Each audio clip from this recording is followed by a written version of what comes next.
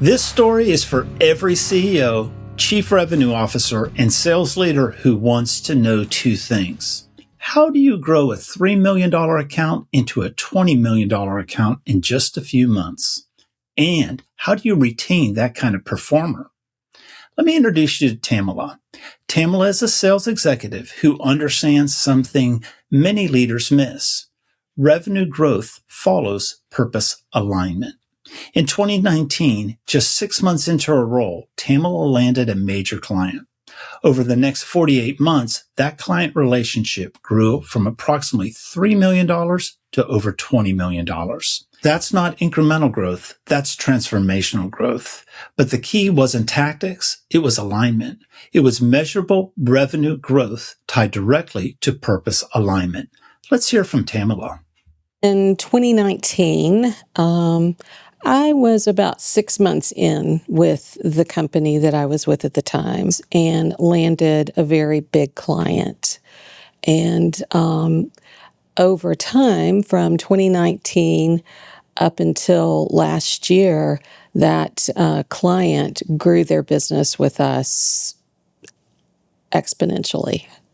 So I believe we took it from around 3 million to over 20 million in a couple of years, but it was a steady climb. What created the steady climb? Tamala didn't just sell, she aligned. She aligned her purpose with her client's mission. My purpose is to live my life with joy and intentional happiness so that I can lead and inspire others to do the same. I take my purpose to my clients and my relationships with my clients really no differently than I do with my personal relationships with my family and my friends, because that really all boils down to just being authentic in who you are. And I think that's what people are drawn to with anyone when they see that someone is real. If you live your life that way, I think people also see that. And therefore, you're setting an example, you're being accountable, and you're not just talking the talk. The power of Tamala living her purpose authentically is what clients feel. And when that aligns with their mission, partnerships replace selling. That's alignment in action. It's interesting, the alignment between my purpose and my client's purpose and my client's mission are so similar because their mission was to bring joy, bring happiness to others. So it made it so natural and so easy for us to work together because we had a similar mission and similar goals. One of the benefits of having a shared purpose with your client is they truly do look at you as a partner. You're not a vendor. You become a trusted partner. And I'll take it one step further. You actually become a trusted friend, which is even more important. Hey, I was just checking in to see how your day went. And those kinds of relationships don't just happen. Yeah. CEOs, here's the strategic insight. Top performers don't just chase compensation, they chase alignment. Now, let's talk retention. Because CEOs, here's the hard truth. If your organization's purpose and values drift away from your top performers, you will lose them.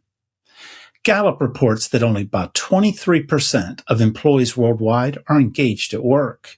Do you know the strongest predictors of engagement? Employees feeling their work connects to a larger mission or purpose. Employees are quick to detect if companies' values are aspirational posters rather than operational standards. If your company's mission and values drift from the top performers, you will lose them. So over the course of the last few years, as I was building and strengthening my relationships with clients and customers, I began to realize that maybe I had outgrown my previous employer and that my values and my purpose were no longer in alignment with the company's. It got to a point where I realized I needed to make a change. So after 6.5 years, I submitted a resignation and took a position with a different company where I feel like we have the same shared values and the same mission. and I feel like I'm much more in alignment with. There it is. 6.5 years of performance, massive revenue growth, and Tamala leaves. She walks, not for money alone, but for alignment of purpose, mission, and values.